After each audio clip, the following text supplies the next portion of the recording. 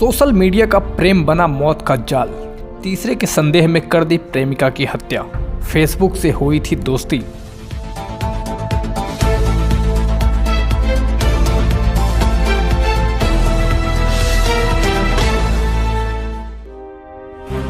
जी हां, आप देख रहे हैं उत्तर प्रदेश का सबसे भरोसेमंद news channel UP news live 24 सच का साथी।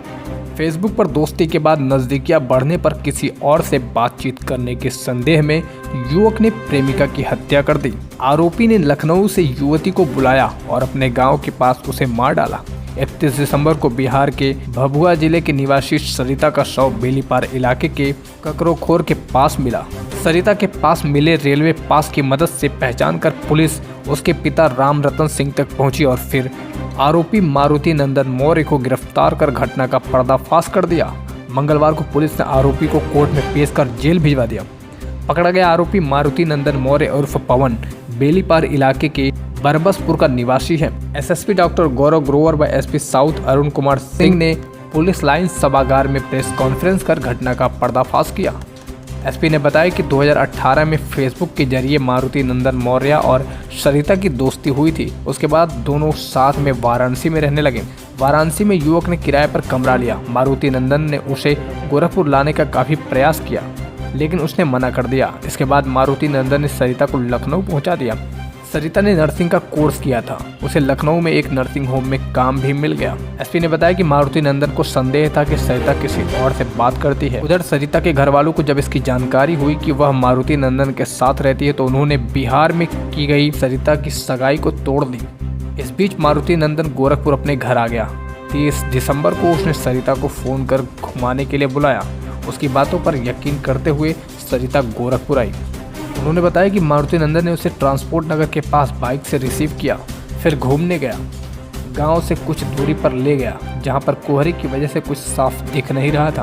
वहीं पर दोनों के बीच किसी अन्य से बात करने पर बहस हो गई। उसके बाद मारुति नंदन ने सरिता के चेहरे पर वार किया, फिर गला दबाकर हत्या कर दी। 31 दिसंबर 2022 को ग्रामीण क्षेत्र में एक युवती का शव बरामद हुआ था, जिसके चेहरे पर चोट के निशान थे। इस संबंध में तत्काल मौके का निरीक्षण उच्च अधिकारियों द्वारा करने के पश्चात पंचायतनामा की कार्रवाई होने के उपरांत, क्योंकि शव की पहचान नहीं हो पाई थी, तो शव को मॉर्चरी में अगले 72 घंटे के लिए रखवाया गया। जो बॉडी थी उसकी सर्च से एक रेलवे का पास बरामद हुआ, जिसमें एक व्यक्ति का नाम लिखा था और पता मुगलसराय जनपद चंदौली का था।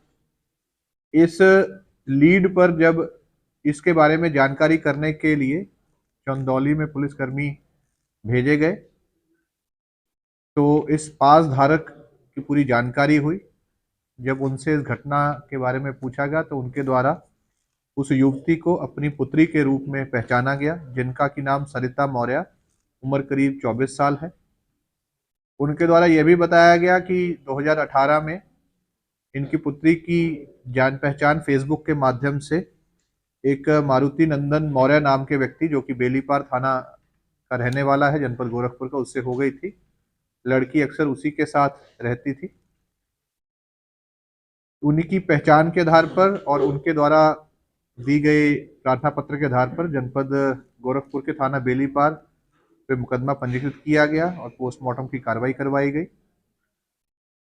एफआईआर के आधार पर जब मारुति नंदन मौर्य को हिरासत में लेकर पूछताछ की गई तो उसके द्वारा पूरी घटना को कबूला गया है और ये बताया गया है कि 2018 से ही उसका इस युवती के साथ प्रेम संबंध था और उसके साथ वो विभिन्न शहरों में जैसे कि बनारस और लखनऊ में भी रहता था। कुछ समय से इनके बीच में मतभेद चल रहा था। इसके द्वारा पहले भी इसको गोरखपुर बुलाने का प्रयास किया गया, परंतु 30 तारीख को इसके द्वारा लखनऊ से युवती को यहाँ बुलाया गया। ट्रांसपोर्ट नगर से अपने मोटरसाइकिल पर उसको पूरा दिन ये 30 तारीख को विभिन्न जगह पर घुमाता रहा और रात के समय पर अंधेरे और कोहरे का फायदा उठा करके इसको खेतों की तरफ ले गया और वहाँ पे जाकर इनका आपस में वाद विवाद हुआ। उसी में इसके द्वारा इस युवती को चोट पहुंचाई गई और इसको मृत समझकर वो वहां से फरार हो गया। इसको अरेस्ट कर लिया गया है। अरेस्ट करके इसको जेल भेजा जा रहा है और इस पूरी घटना जो इसके द्वारा बताई गई है उसका साक्ष्यों के आधार पर अग्रिम विधिक कार्रवाई की जाएगी। सर कोई आपराधिक इतिहास है लोग? अभी इसका आपराधिक इतिहास सामने नहीं आया है, बाकी इसके बारे में और पता लगेगा। सर आरोपी तो बैकग्राउंड क्या करता है? आरोपी ITI की हुई है इसने और टेक्निकली सर हत्या के लिए यहाँ पे लाया था या विवाद में हत्या हो गई? देखिए, इसके द्वारा बुलाया गया था, इसके मन में प्लानिंग तो थी, लेकिन उस समय पर इनका विवाद भी हुआ। पहले भी इसने यहाँ इसको बुलाने की कोशिश की थी, क्योंकि इनके बीच में इस बात को लेकर के मतभेद काफ़ी समय से चल रहा था। लड़के को ये लगता था कि इसके अलावा किसी और से भी संबंध है, उसको शक भी था। विवाद का एक कारण इसके द्वारा उसका फ़ोन मांगा जाना भी है। कई चीज़ें हैं जो इसके बैकग्राउंड में है और उसी में ये हत्या कारित की गई।